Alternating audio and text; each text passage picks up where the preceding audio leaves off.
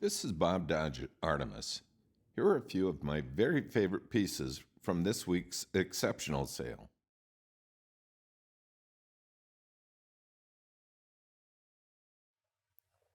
Among my favorite objects from the ancient world, I have to rate or rank Greek pottery way up there at the very top. I got started collecting because of Greek pottery. My wife and I toured Greece and Turkey on our honeymoon 35 years ago, and I fell in love with the art. And this piece just speaks to me. This is Greek, Attic, Athens, 500 BC, just about the height of the artistic experience going on in Greece.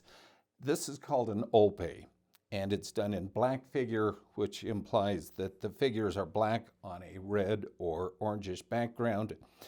And in the description of this, I refer to this as Dionysus riding on his ass. And that's basically what's going on here. We've got Dionysus, the god of wine and song and basically just having fun. And he is sitting on his donkey or mule. And he has been relegated to traveling the world, kind of lost, comes to a lake and finds two donkeys that will help him cross. And as a reward to them, he puts them up into the stars. So we've got Dionysus, two Maenads, and something else about this piece. I don't know what it is, but in my visual perception, one of the things that I really love are checkerboard patterns. I've got many in my collection, and this has just a lovely checkerboard pattern at the rim. It's got added red and white fugitive paint. It's not a big piece. It's not a tremendously expensive piece, but this is a piece that speaks to me, and this is a piece I would love to have in my collection.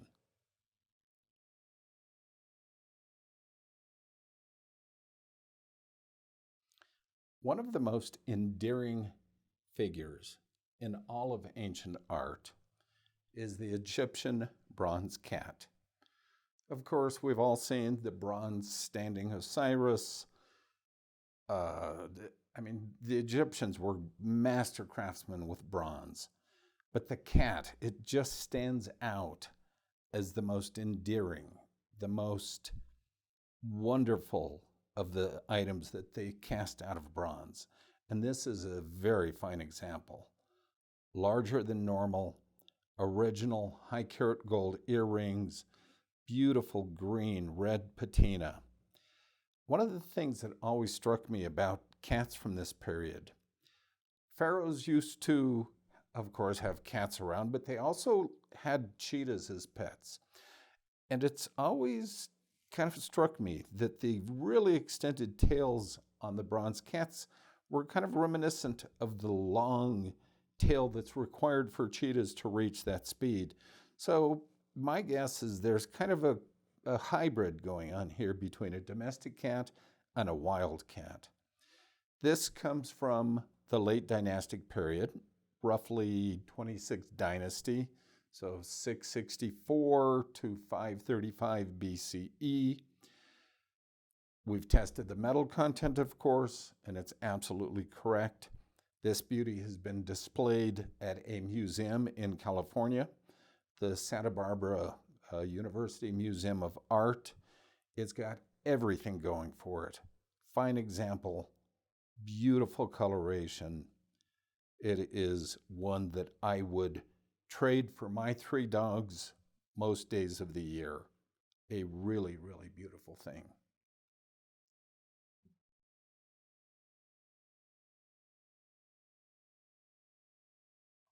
Bling. Who does not love a little bit of bling in their life?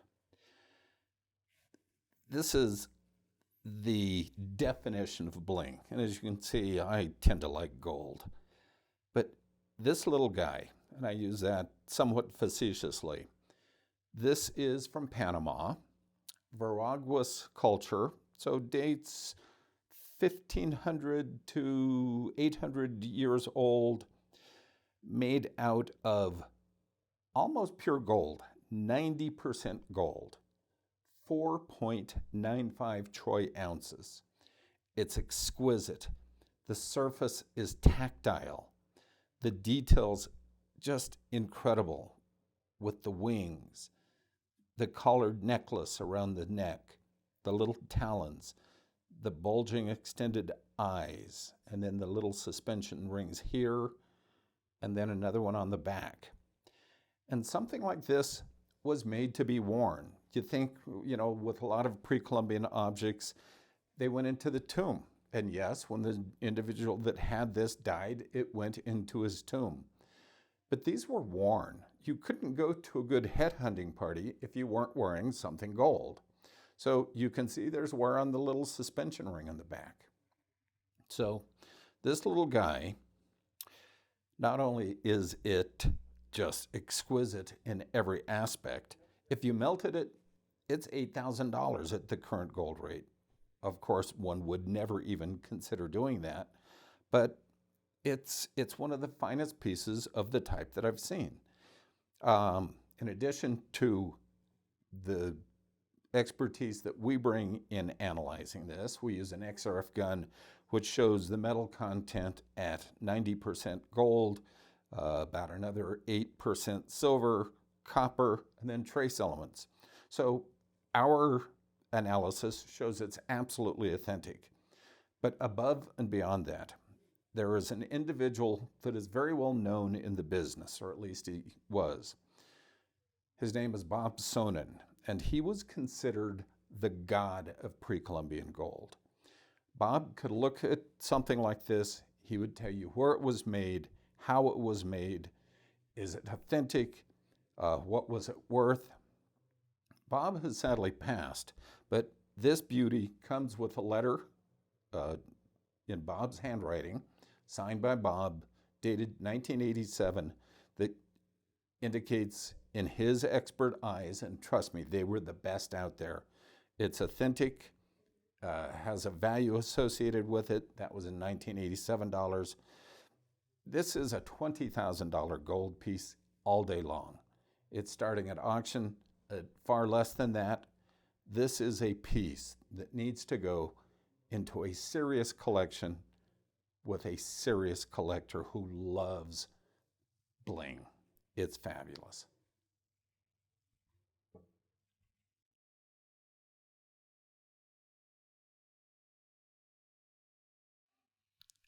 I love this piece. I can't wait to tell you about this piece.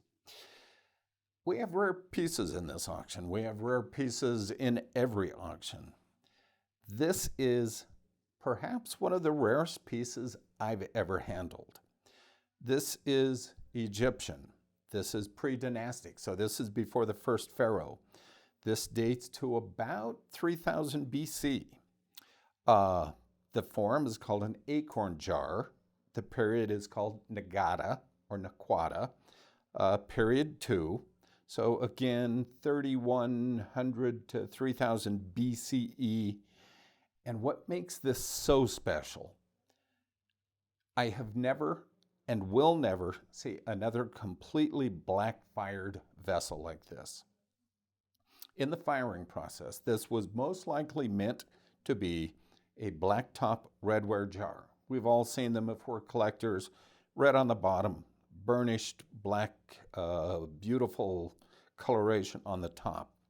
And my guess, when this was fired, it was thrown into basically a bonfire to fire. And instead of getting the two-tone, it fired completely black. I've researched this. I've looked high and low. I've looked in every museum collection. I can't find one. It's just that special. It's just that rare. Acorn form, twin lug handles, so it was suspended to keep the little kids out of it or whatever. Undoubtedly held precious unguents or cosmetics, maybe coal for the eyes.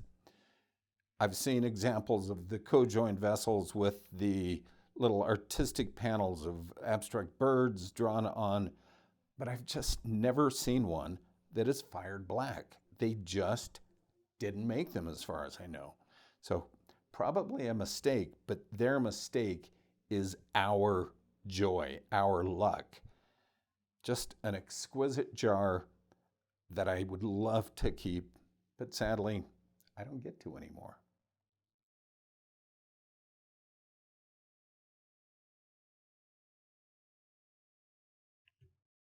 Roman glass. I've handled 1,000, maybe more. Greek glass. Certainly 100, maybe 150. Miniatures. That's what I collect. But have I ever seen a Greek glass core form miniature? Nope. First one, measuring a whopping 2¼ inches high, made about 5th century BCE, and it's called core form because of the way it was made. So a sand core to which a most brilliant cobalt blue glass is applied, and then lemon yellow glass swirls added on top of it. So band by band by band, and then a thick cobalt blue handle. The form is called an anakoi, in this case trefoil. Tree implies 3 spouts. So in usage, you could pour for your guests in one of 3 directions. Naturally, this was not used to pour wine or water. I have to think this was meant specifically to go into the tomb of somebody very wealthy. Possibly used for perfume, but it's perfect. I don't see a scratch. I don't see a blemish. I don't see a repair. So for 2,500 years, this has remained intact. It's in our auction. I may be a bidder. I just love the form. I collect Greek pottery miniatures, and I probably would have started collecting Greek glass miniatures if I'd known they existed. Such an incredible, delicate, beautiful piece of ancient art.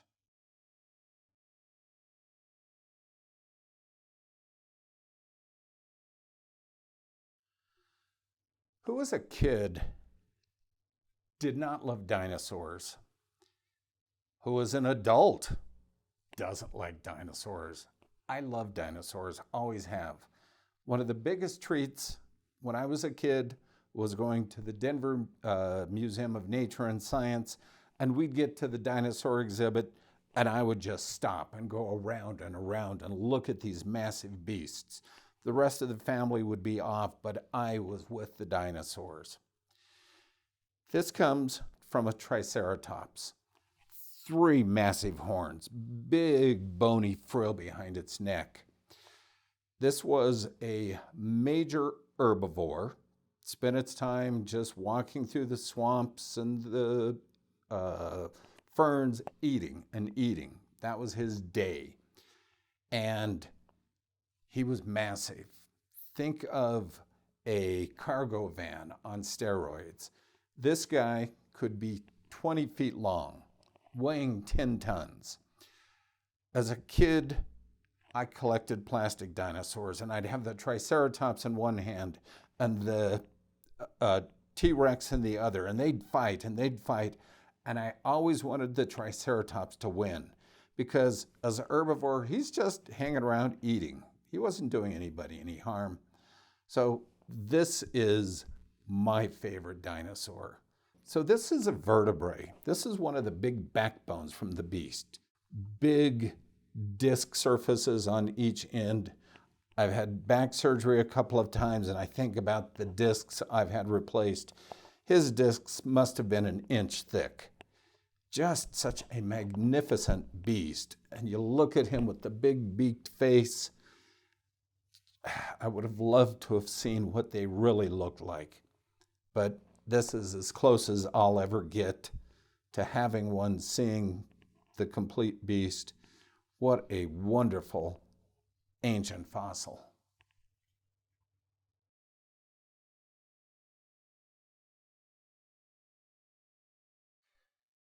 We've got some fabulous pieces of pre-Columbian art in this upcoming sale, but one of my favorites, not a huge piece, not massively showy, but it's Maya, it's Jade, and it's so much larger than what you normally find. So this piece is over 3 inches high.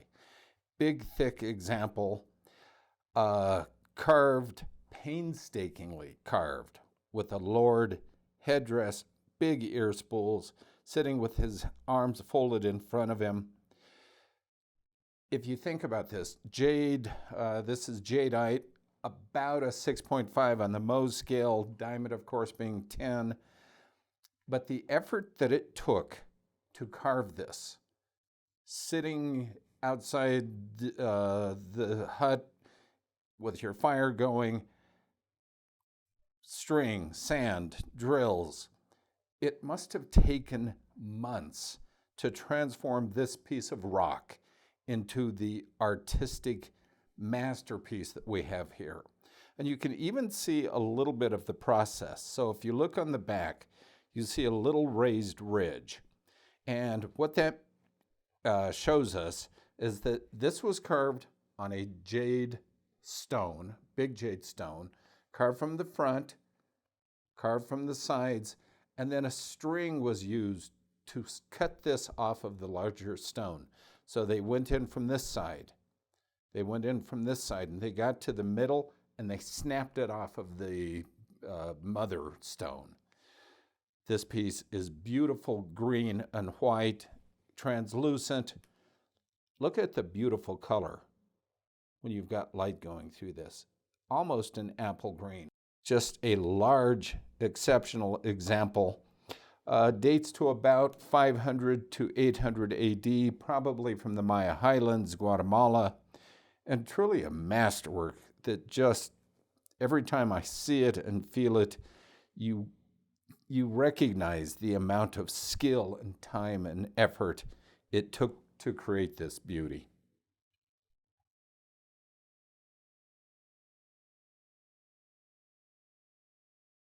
Over the years, I've seen, I'm going to use the quotation marks here, hundreds of ancient Chinese swords.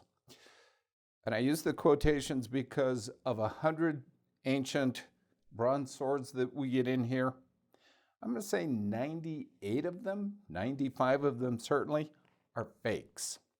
China has a major industry in producing reproductions.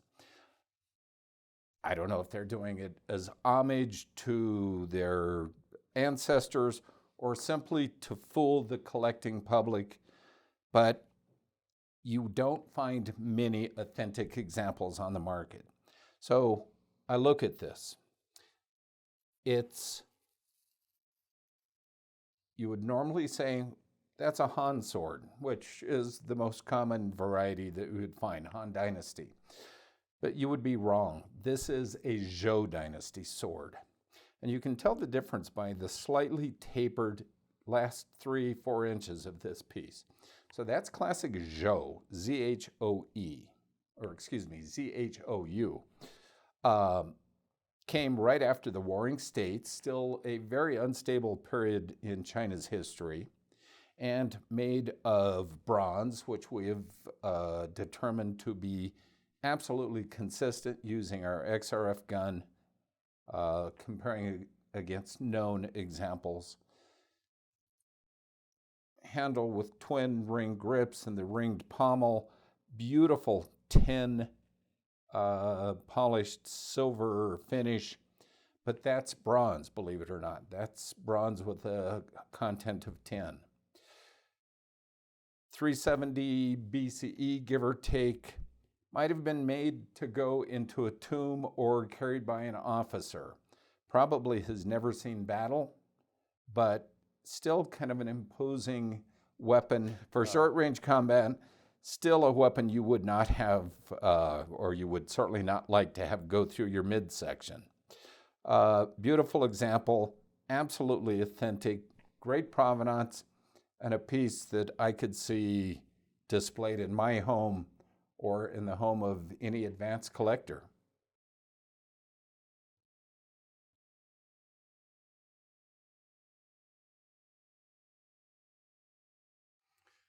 In our exceptional sale, we've got a number of very fine pieces of fine art. Also included is one of the lower priced pieces in our auction. But don't let the price fool you. This is one of my favorite pieces in the entire sale. So this is a photograph of the two biggest luminaries of Mexican art. So on the left, we've got Frida Kahlo. On the right, we've got Diego Rivera. This was photographed in 1940. It is celebrating their second marriage. It was shot by a gentleman by the name of Nicholas Murray, and the negative sat unused and unprinted for over 30 years. So in 1970, the negatives were found and they were offered in a set of 100 prints in a series of 6. And this is one of those prints. So while it's a reprint, it is still an important and fabulous example of 1940s photography. You've got Frida looking proper with her very well-known unibrow. You've got Diego sitting proud, holding his hat. And you can only think of the art that was created before that period by these two and the art that was created after. Their art is so important to the Mexican government and the Mexican people that it is now illegal to export any original painting by either Frida or Diego. I've got a close association with Mexico. I spent a lot of time there. I am fortunate enough to own a Diego Rivera pencil drawing that I cherish, and this just brings home the fabulous art that is Mexico.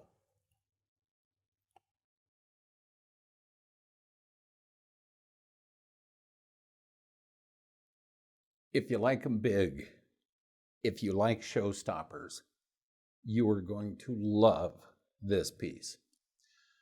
I found this at an estate sale in Santa Barbara, California, about 4 months ago. The estate was from Constance McCormick Fearing. If the McCormick name sounds familiar, it's not McCormick Spices, but it was McCormick Harvester International fame. So she made her fortune in the middle of Illinois, owned an 18-acre estate overlooking the beautiful Pacific Ocean. And I walked into the room this was at, and it was a massive room, probably 50 foot long, 30 feet wide. And I saw it from the end of the room. And from where I was standing, I saw it and I said, can't be right. Too big, just can't be right. But I wanted to see. So I knew Ms. Fearing could certainly afford an authentic example. Some of the art in her estate was just so fabulous. But as I walked closer, I started to see things that said, you know what? This could be right. And I got within about 20 feet and I started to see this shiny stuff, this iridescence. And I got within about 10 feet and I saw the entire beast is covered in this fabulous rainbow iridescence. And from 10 feet away, I knew it was right. I knew this was Chinese Han Dynasty. This is one of the largest Chinese terracotta horses I've ever seen, 43 inches tall. Weighs, oh gosh, it took 2 guys to get it in here, so it's got to weigh 7,500 pounds. I transported this myself in a truck from California to Colorado, and I was so worried about every bump that I hit. But this has survived for 2,000 years, almost intact. Yes, as is always the case, damage is repaired in the legs. But if you look at the surface, there are areas on this thing where the original brilliant green glaze still survives. So especially on the haunches, a little bit up in the head. So imagine this as a beautiful, glimmering green sculpture. Went into the tomb of a very wealthy, possibly royal individual, and stayed with them for over 2,000 years. So Han Dynasty dates 200 BCE to 200 CE, but just such a large, exceptional example. So if you want something that friends, family, yourself can see from the other side of the room, this is it. Very expressive face, alert ears, large tail, just regal, royal, and a piece I would love to say I owned.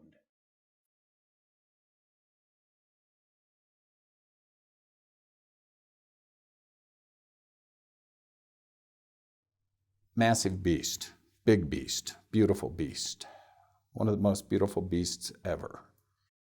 Tremendous beast. I have one in my Mar-a-Lago ranch.